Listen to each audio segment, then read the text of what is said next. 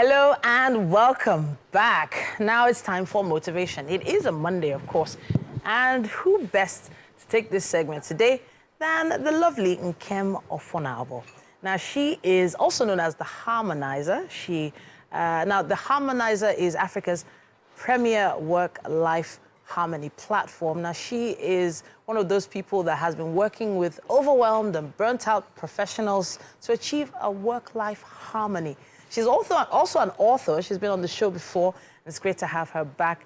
Today, we're talking about building a culture of well-being at the workplace. Welcome back, Nkem. Thank you very much, Titi. Thanks for having me after about 3 years now. It's been a minute, but there's so much that's happened since then. Absolutely.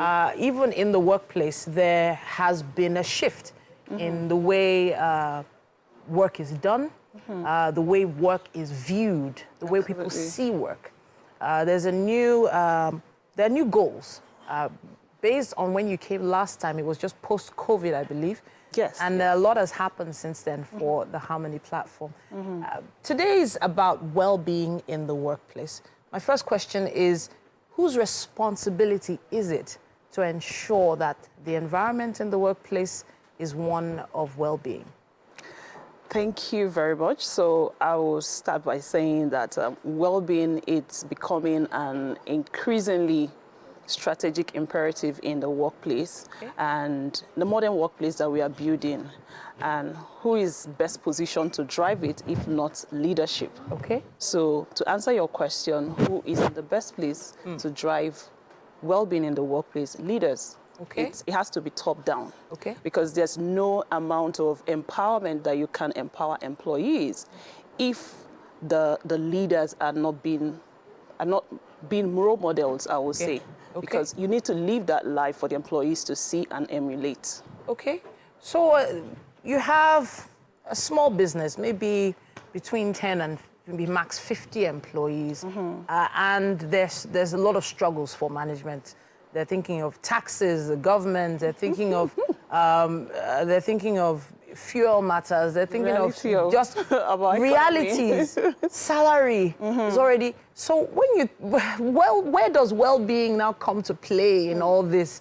All these, is it more important on that list of to-dos that the leaders have? Talk to us about that. Yeah.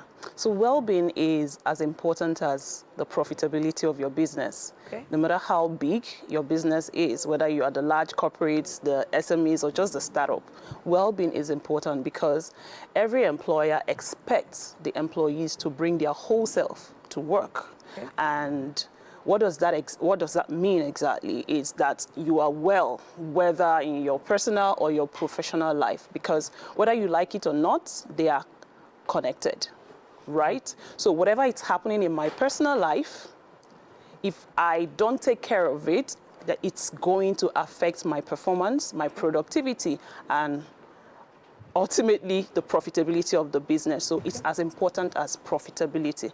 And the better we prioritize well-being, the better for our businesses, because well-being also drives business success. So when we think of well-being, off the top of my head, we think health. Is it only bordering on health, how healthy each individual is? But of course, health branches into so many different areas. Absolutely. So well-being here speaks to almost every area of our lives. But I think for now, we can focus on the mental, the physical, and the emotional. Okay. Because if you look at other things there, you could talk about social well-being. Okay. But somehow, if you look at things you do in the emotional place, in the social well-being also speaks to emotional, right? So let's focus on the 3 areas, which is emotional, mental, and physical. Okay. Yes. So physical well-being now, if for instance, you have a workplace where people are, almost always going out to look for food, for instance, I'm just putting it into perspective now. Sometimes you get to some offices where you're supposed to maybe submit something, and then you say they've gone for lunch, And as a leader, for instance, you notice that your staff are going out for lunch, right? They're probably going long distances and taking long times out for lunch. What does that say? What sort of message is that passing to your customers or people that you're supposed to engage with on a daily basis? So from the scenario you painted, Yeah. I know that in every organization there should be structure, there should be a system how things work, right? And I know that in the 8 hours of work, every organization must have what we have a break time. Sure. Right? So sometimes it could be between 12 to 1 p.m. or 3 p.m. depending, but usually there's an hour that you apportion to a break time. So are employees utilizing that 1 hour, or they tell you, oh, they're looking for food and just they disappear to work? So you need to know exactly what is happening, right? Are they disappearing because they are overwhelmed, they are taking a time off? Time out. Exactly, a time out, exactly. Or they are truly going to look for what to eat. Okay. But make sure that there's a system in your organization that enables employees to take time out. Okay. Yeah. So that time out, there's a reason why I wanted to mention the time out, the lunch break or the break period. Because in some other countries around the world, you hear of siesta. You know, you hear in Japan, or even allowing them to rest, or give them cots under their office table for them to just take a nap. You know, even if it's just something, maybe 30 minutes or something like that. And some of us in this space have probably never heard of such a thing. There's also the issue of people being in traffic, heading to work, and then heading back home, and the option of working from home. So as a leader in the workplace, considering all these different factors, where do you start from? You want to be more profitable, and we've already linked it to the well-being of our staff. How do we begin to build that structure? Okay, so if we are intentional about building a modern workplace, and I'm glad you mentioned all of this, the nap rooms, siesta time and all. So these are traits of modern workplaces, right? So if we are intentional about building modern workplaces where a culture of well-being is prioritized, then we have to start looking at these things. We cannot, it is a journey, it's not a destination. And I can tell you that even the large corporates that are practicing all those things, they didn't start from today, they started from somewhere. So let's look at a small organization. What can you build in place? And I'm glad that COVID did a number on us, the good, the bad. Part of the impact of COVID is that the employees now have choices of where to work from, how to work. So remote work, hybrid work arrangement, it's now our reality.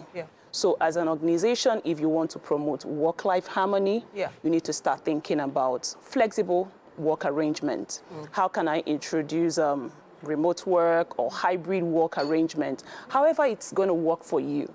Because I have realized that, in fact, during COVID, where I was working, we worked 100% remote, and I can tell you that that was my most productive time. Period of my career. Yes. In fact, I actually got a commendation at work. So you need to introduce things like that if you truly want to build a culture of well-being in an organization.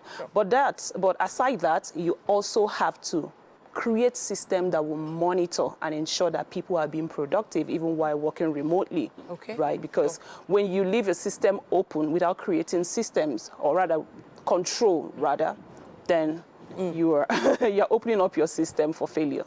If, for instance, as a leader, you note or notice that some particular members of staff are less productive than others, or maybe there's a dip, what are the first steps that you should take? Okay, so if within your organization you truly are intentional about building a healthy work environment, you can't take away continuous improvement.